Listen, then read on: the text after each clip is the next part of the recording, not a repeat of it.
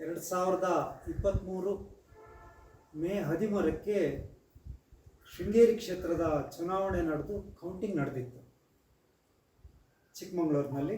ಆ ಕೌಂಟಿಂಗ್ ಟೇಬಲ್ನ ಅಂಚೆ ಮತದ ಕೌಂಟಿಂಗ್ ಟೇಬಲ್ನಲ್ಲಿ ಭಾಳ ಸರಳವಾಗಿ ಮತ್ತು ಪಾರದರ್ಶಕವಾಗಿ ನಡೆದಿದೆ ಅಂತ ನನಗಂತೂ ಅನಿಸಿತ್ತು. ಆದರೆ ಒಂದಷ್ಟು ಘಟನೆಗಳ ನಂತರ ಮೊನ್ನೆ 2026 ಮೇ 2ನೇ ತಾರೀಕು ಪುನಃ ಕೌಂಟಿಂಗ್ ನಡೀತು. ಆ ಕೌಂಟಿಂಗ್ನಲ್ಲಿ ಒಟ್ಟಾರೆ ಈ ಶೃಂಗೇರಿ ಕ್ಷೇತ್ರದ ಚುನಾವಣೆಯಲ್ಲಿ ಬದಲಾಯಿತು, ಶಾಸಕ ಸ್ಥಾನ ಬದಲಾಯಿತು. ಬದಲಾದಾಗ ಒಂದಷ್ಟು ಜನ ಸೇರಿಕೊಂಡು ನಾನು ಆ ಕೌಂಟಿಂಗ್ ಟೇಬಲ್ನಲ್ಲಿ ಕೂತವನು ಕಾಂಗ್ರೆಸ್ನವರ ಜೊತೆಯಲ್ಲಿ ಹೊಂದಾಣಿಕೆ ಮಾಡಿಕೊಂಡು ಅವ್ರ ಹತ್ರ ದುಡ್ಡು ತಗೊಂಡು ಅಲ್ಲಿ ಲ್ಯಾಪ್ಸ್ ಆದಂತಹ ಓಟ್ಗಳನ್ನ ಕಾಂಗ್ರೆಸ್ ಅಭ್ಯರ್ಥಿಗೆ ಹಾಕಲಿಕ್ಕೆ ನಾನು ಸಹ ಒಬ್ಬ ಭಾಗಿದಾರ ಅನ್ನೋ ರೀತಿಯಲ್ಲಿ ಎಲ್ಲರೂ ಮಾತಾಡ್ತಿದ್ದಾರೆ. ಆದರೆ ನನಗೆ ವಿಶ್ವಾಸ ಇದೆ, ನಂಬಿಕೆ ಇದೆ. ನಾನು ಪಕ್ಷದಲ್ಲಿ 1993ರಿಂದ ಕೆಲಸ ಮಾಡ್ಕೊಂಬಂದವನು.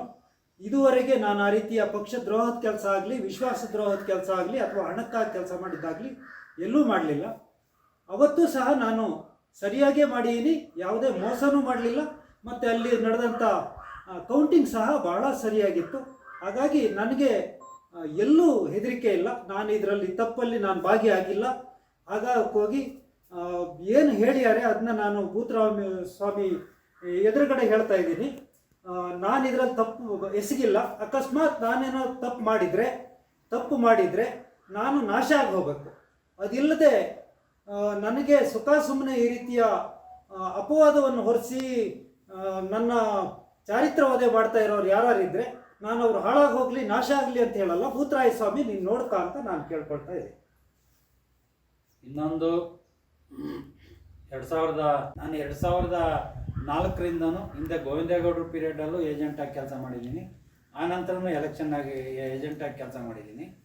ಆದರೆ ನಾನು EVM ನೋಡ್ಕೊಳ್ತಾ ಇದ್ದೆ.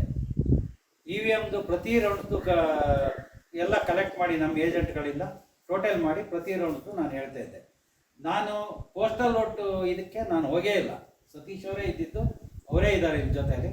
ನಾನು ಅದು ಕೌಂಟಿಂಗು ಹೋಗಿಲ್ಲ, ನನ್ನ ಸೈನೂ ಇಲ್ಲ ಯಾವುದಲ್ಲ. ಆದರೆ ಅನಾವಶ್ಯಕವಾಗಿ ಸತೀಶ್ ಅವರು ರಾಮಸ್ವಾಮಿ ಅವರು ಸೇರಿ ಸೋಲ್ಸಿದ್ರು.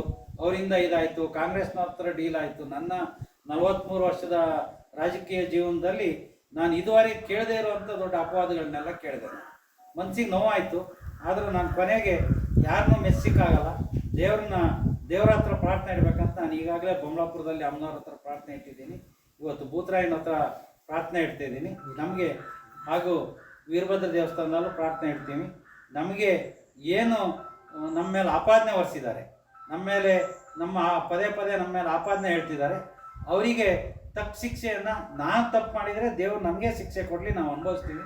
ನಾವು ಮಾಡದೇ ಇರೋ ತಪ್ಪನ್ನು ನಮ್ಮ ಮೇಲೆ ಹೊರಿಸಿದ್ರೆ ನಾನು ದೇವರ ಹತ್ರ ಕೇಳ್ಕೊಳ್ಳೋದಿಷ್ಟೇ, ಅವರಿಗೆ ತಕ್ಕ ಶಿಕ್ಷೆ ಕೊಡಬೇಕು. ನೀನು ಕೊಡದಿತ್ತಿದ್ರೆ ಗೊತ್ತಾಗಲ್ಲ. ಯಾಕಂದರೆ ಈ ತಪ್ಪು ಪದೇ ನಡೆಯುತ್ತೆ. ತಪ್ಪು ಯಾರು ಮಾಡಿದ್ದಾರೆ ಅವ್ರಿಗೆ ತಕ್ಕ ಶಿಕ್ಷೆ ಕೊಡಿ ಅಂತೇಳಿ ನಾವು ಇಲ್ಲಿ ಭೂತರಾಯನ ಹತ್ರ, ವೀರಭದ್ರನ ಹತ್ರ ಮತ್ತು ಅಲ್ಲಿ ಪಂಚಲಿಂಗೇಶ್ವರನ ಹತ್ರ ನಾವು ಬೇಡಿಕೆ ಇಡ್ತಾ ಇದ್ದೀವಿ.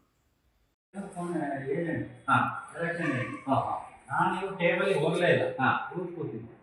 ಇವ್ರ ಜೊತೆ ನನ್ನ ಸೇರಿ ಆಪಾದನೆ ಮಾಡಿ 50 ಲಕ್ಷ ತಗೊಂಡು 25 ಲಕ್ಷ ತಗೊಂಡು ಈ ಆಪಾದನೆಗಳ ಜೊತೆಗೆ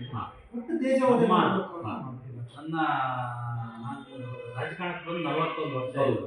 41 ವರ್ಷದಲ್ಲಿ ಯಾವತ್ತೂ ಕೇಳದೇ ಇರೋ ಅಪವಾದಗಳನ್ನ ನಮ್ಮ ಮೇಲೆ ಕೇಳಿದೆ. ಅದು ಮನಸ್ಸಿಗೆ ತುಂಬ ಬೇಜಾರಾಗಿದೆ. ಅದಕ್ಕೆ ಕೊಪ್ಪದಲ್ಲಿ ಎಂತೆಂಥ ಸಮಸ್ಯೆಗಳು ಬಂದರೂ ವೀರಭದ್ರನ ಬಗೆಹರಿಸಿದ್ವಿ. ನಾವು ಅಷ್ಟೇ ಹೇಳಿ ಯಾರು ತಪ್ಪು ಮಾಡಿದಾರೋ, ಯಾರು ಅಪವಾದ ಮಾಡಿದಾರೋ ಖಂಡಿತ ನಾವು ನ್ಯಾಯ ಕೊಡ್ತೀವಿ. ಖಂಡಿತ.